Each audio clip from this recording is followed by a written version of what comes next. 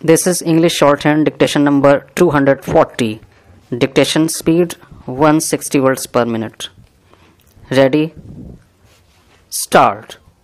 Sir, I would like to draw your attention to the Honorable Minister's speech. We have done the magic of generating a surplus of rupees 25,000 crores despite reduction in fares. Sir, it is nothing but attractive presentation. There is no doubt that the minister has done a good job in improving the freight revenues by increasing the permissible loads on the tracks. At the same time, the railways failed to implement the electronic monitoring system on wheel axle loads. Due to this, the railways have failed to control overloading, which the minister has regularized. This overloading will definitely eat away the life of rails, wheels, and also old bridges.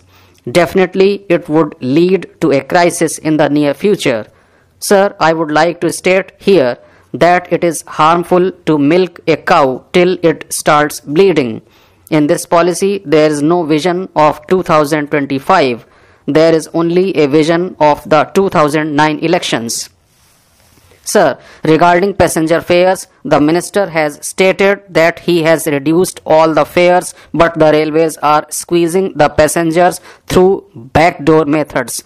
One understands that the Tatkal quota is meant for reservation by passengers during emergency, and that is done without proper planning. Some seats could be reserved under this quota to facilitate their journey. But the Tatkal quota has been increased to a whopping 30% of the seating capacity in all the trains, and its booking period has been extended from 24 hours to 1 week. As a result of this policy, the regular passengers and passengers on the waiting list have been facing a lot of problems. They have to buy the ticket under the Tatkal scheme at a higher price. In this way, the railways earn extra revenue. This is nothing but sale of tickets in the black market. Another clever trick is that without improving the efficiency or the amenities and without increasing the speed, just by reducing the halting time, they have converted the passenger trains into express trains, the express trains into superfast trains, and they are collecting a surcharge.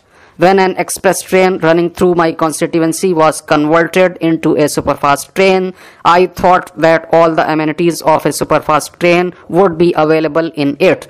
But when I pulled the door to step inside the train, the door almost fell upon me. That was the condition of that coach, and this train was called a superfast train. I lodged a complaint in this regard. After 6 months, the same coach arrived. When I went into it, there was nothing new. It had just been repainted and some minor repairs had been carried out. So that train was converted into a superfast train, and the railways are collecting a surcharge on it. We are having 8,000 trains and 10,000 stations. But the spending on civic amenities and passenger amenities is only meager. That is rupees 500 crore. This is the outlay. This means they are leaving the common man to his fate only. Sir, now I come to the speed of trains. While all over the world the speed of trains is increasing, the speed of Indian trains has come down. For the goods train, the speed is 30 kilometers. For passenger trains, it is 40 kilometers, while the permitted speed is 75 kilometers. Likewise, the optimum utilization of rolling stock also is not proper. Without doing these two things, the railways are proposing the dedicated corridors for the past 5 years.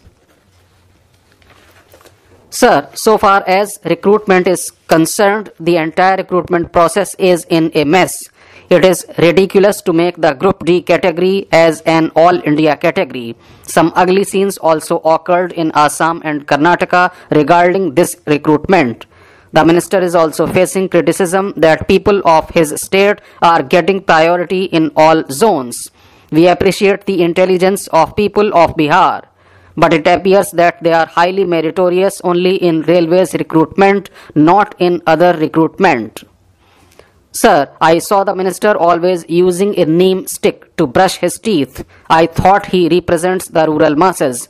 But when we see the metro projects, the underground metro projects cost about rupees 250 crores per kilometer and overground metro projects cost around rupees 100 crores per kilometer, whereas the cost of an ordinary railway line is rupees 6 crores per kilometer. That means they are diverting the funds of rural areas to the metros. I do not think he is representing the rural masses. He is thinking of only urban elites. Sir, regarding our representations, everywhere it is a routine process. It is a ritual. These railway authorities are convening pre-budget meetings with the members of parliament of that railway zone. But they are not taking any cognizance of the advice which we give them.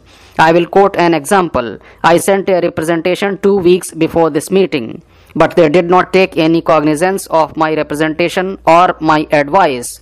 When I insisted, they said that they had not received the letter itself. But when I showed them the inward stamp on my letter, they accepted their mistake. So that is the importance they are giving to our representation and advice. Now the minister has introduced this budget in the parliament for passing their demands. Sir, the budget presented by the railway minister is being appreciated by some as a great budget. Only when you have a deep study of this budget, you will grasp its real nature. This budget has been prepared bearing in mind the forthcoming parliamentary elections. I would like to point out that this budget lacks vision and does not have a long-term perspective. For instance, there is 5% fare reduction for sleeper class preferred by poor and common people.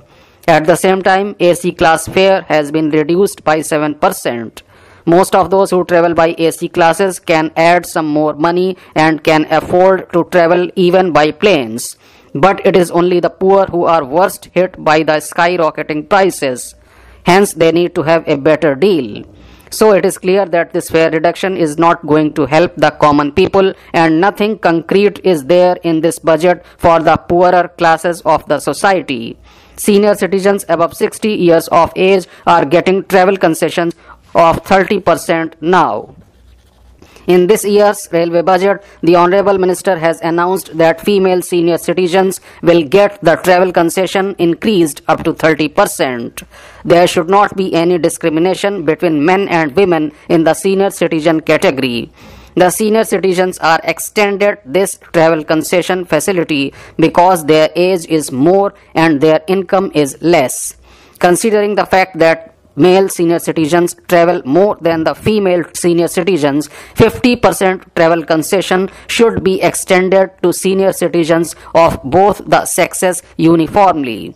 Girl students who are getting free railway passes up to class 12 have been extended with these facilities up to the completion of their college studies. Similarly, the boys who were getting free railway passes up to class 10 would henceforth be getting it till they complete class 12. I would like to urge upon you that there should not be any disparity in this facility extended to the students, and it should be for both the sexes equally. Hence, I urge upon the Honorable Railway Minister to extend this to boys also till they complete their college studies. Though the railways are happily claiming that they have made huge profits, it is saddening to note that the Southern Railway, more particularly the sections in Tamil Nadu, does not get adequate funds. I would like to say that a grave injustice has been done to our state. It is a matter of concern that a new rail route linking the coastal districts of Tamil Nadu has not been announced in the budget. Although a new railway division in Tamil Nadu has been announced, it does not have enough staff. The existing employees do not have buildings either to sit and work or housing facility to reside near their workplace. Sir, I stand here to support the railway budget. It has always been the case that every member of the House raises some demand with respect to his area.